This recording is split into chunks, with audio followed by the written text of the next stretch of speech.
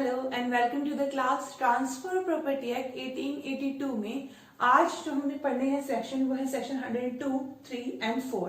तीन सेक्शन हमने पढ़ने हैं जो हालांकि आपके एग्जामिनेशन पॉइंट ऑफ व्यू से इतने इंपॉर्टेंट नहीं है, लेकिन क्योंकि ये सिलेबस में है तो हमें पढ़ने ही पड़ेंगे, कोई ऑप्शन नहीं है।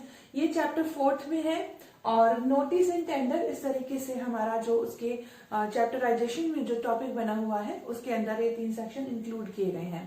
तो पहला है सर्विस और टेंडर ओन और टू एजेंट। अब इसका मतलब समझिए, ये सेक्शन कहता है कि अगर ऐसा हो जाए, कैसा हो जाए कि अगर जिसको कोई नोटिस देना है, एक व्यक्ति है, अगर किसी व्यक्ति को कोई नोटिस जाना है, कौन सा नोटिस, इस चैप्टर, कौन सा चैप्टर, चैप्टर 4, चैप्टर 4 के अंदर अगर किसी भी तरीके का नोटिस किसी व्यक्ति को पहुंचना है या किसी व्यक्ति के पास जाना है, तो जो नोटिस या जो टेंडर है उस व्यक्ति को जाएगा। लेकिन अगर वो व्यक्ति उस जगह पर नहीं रहता, उस डिस्ट्रिक्ट में नहीं रहता जिस डिस्ट्रिक्ट में मॉर्गेज प्रॉपर्टी है, तो क्या होगा। जैसे एग्जांपल से समझिए, अगर जो मॉर्गेज प्रॉपर्टी है लखनऊ में है लेकिन जो व्यक्ति रहता है वो इलाहाबाद में रहता है, तो उस वक्त क्या होगा। उस वक्त कहता है सेक्शन 102 का पहला पैराग्राफ कि उस वक्त ऐसा होगा कि अगर उस व्यक्ति ने कोई एजेंट बनाया है, उसको जनरल पावर दी है अटॉर्नी की, कैसी पावर की, अगर कोई नोटिस आता है या कोई डिसीजन लेना है तो वो जो एजेंट है वो उस व्यक्ति के बिहाफ पे ले सकता है जिस व्यक्ति को नोटिस जाना है।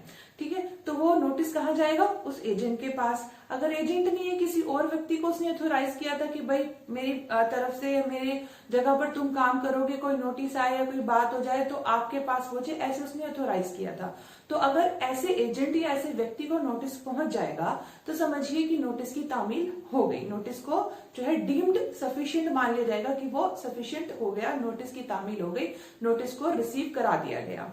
लेकिन सेकंड पैराग्राफ कहता है कि अगर ऐसा हो जिस व्यक्ति ने नोटिस देना है उस व्यक्ति को पता ही नहीं हो एजेंट कौन है या जो ऑथोराइज्ड पर्सन है वो कौन है, या उस व्यक्ति को पता ही नहीं है या फिर वो व्यक्ति उससे मिल नहीं रहे हैं, तो वो क्या करेगा।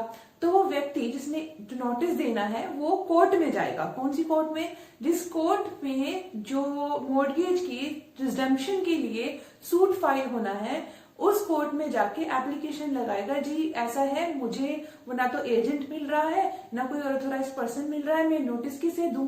अब जो कोर्ट है वो बताएंगी कि नोटिस पे काम किस तरीके से होगा और जैसे कोर्ट डायरेक्शन देंगी फिर उसी के अकॉर्डिंग नोटिस पे काम होगा।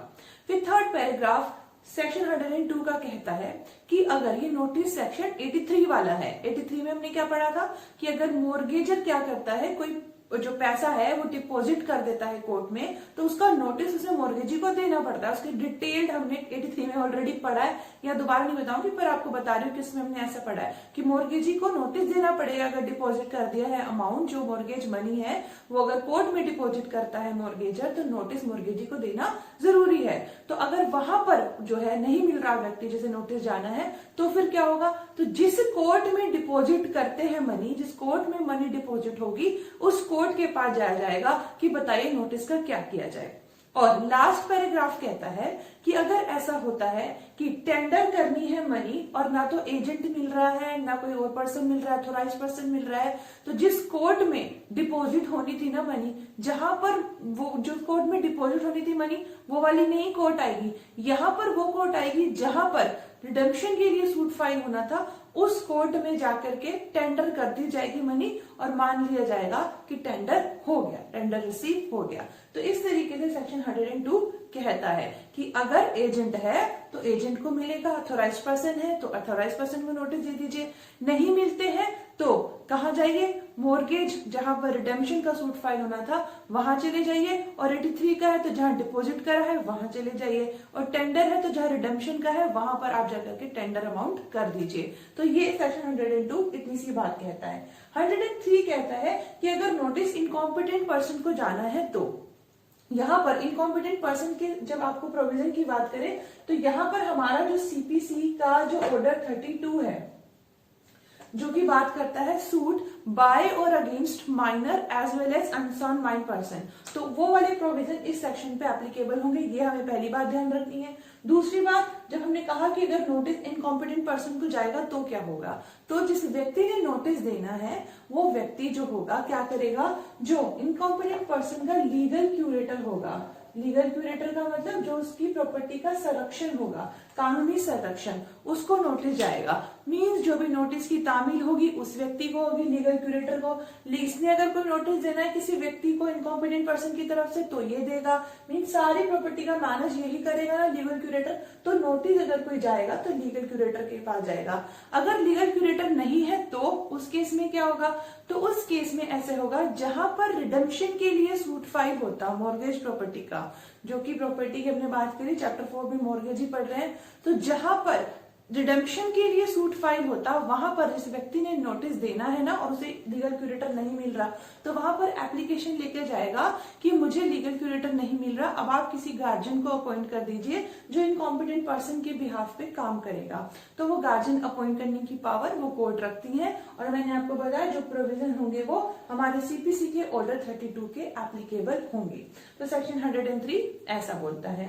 और जब गार्जियन अपॉइंट हो जाएंगे तो नोटिस कहाँ चला जाएगा, गार्जियन के पास। 104 देखिए, पावर टू मेक रूल्स। तो यहाँ पर पावर किसको है, पावर किसके संदर्भ में है, किसके कॉन्टेक्स्ट में है, पहले तो ये देखिए चैप्टर 4 के कॉन्टेक्स्ट में है। हमारा जो सेक्शन 104 कहता है वो कहता है कि जो चैप्टर 4 जो कि हमने मॉर्गेज के बारे में पढ़ा उसमें जो रूल्स बनाने की पावर है वो हाई कोर्ट के पास है। हाई कोर्ट कौन सी, जिस भी स्टेट की बात हो रही है उनकी ऑनरेबल हाई कोर्ट के पास पावर है कि वो इस चैप्टर के प्रोविजन के अकॉर्डिंग रूल बना सकते हैं। बट वो जो प्रोविजन होंगे वो इस एक्ट ट्रांसफर प्रॉपर्टी एक्ट के जो प्रोविजन है उसके साथ कंसिस्टेंट होंगे और वो रूल्स बना करके क्या करेंगे, अपने यहाँ पर जो हाई कोर्ट में जो प्रोसीडिंग्स होंगी regarding transfer property act chapter 4 वो उसके रूल्स बना सकती है। और जो हाई कोर्ट के अंदर जितनी भी सिविल कोर्ट्स आती हैं उन सिविल कोर्ट के लिए भी रूल्स कौन बनाएंगी, हाई कोर्ट बनाती है कि किस तरीके से इस चैप्टर के प्रोविजन एप्लीकेबल होंगे, किस तरीके से इस चैप्टर के प्रोविजन के अंदर काम होगा। तो सेक्शन 104 कहता है पावर किसके पास है, हाई कोर्ट के पास है। जैसे कि पंजाब एंड हरियाणा में जितनी भी सिविल कोर्ट्स होंगी वहां पर ट्रांसफर प्रॉपर्टी एक्ट चैप्टर 4 के जो प्रोविजन होंगे किस तरीके से एप्लीकेबल होंगे